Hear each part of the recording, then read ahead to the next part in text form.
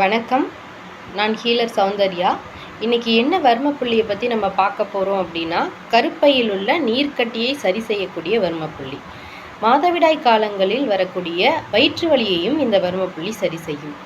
அதாவது இது பெண்களுக்கு மிகவும் முக்கியமான வர்மப்புள்ளி. இந்த வர்மப்புள்ளியின் பெயர் குடுக்கை வர்மம். இது எங்கே இருக்குது அப்படின்னா, தொப்புளில் இருந்து 10 விரல் கீழே 10வது விரல் பதியும் இடத்தில் இருக்கிறது.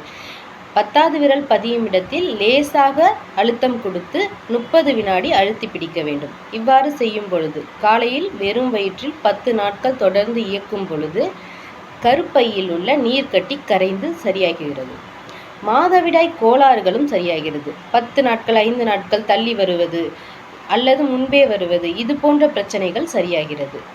அது மட்டும் இல்லாமல் மாதவிடாய் காலங்களில் வரக்கூடிய வயிற்று வலியும் சரியாகிறது. பயன்பெறுங்கள். நன்றி, வணக்கம். மீண்டும் சந்திப்போம் நல்ல ஒரு காணொளியில்.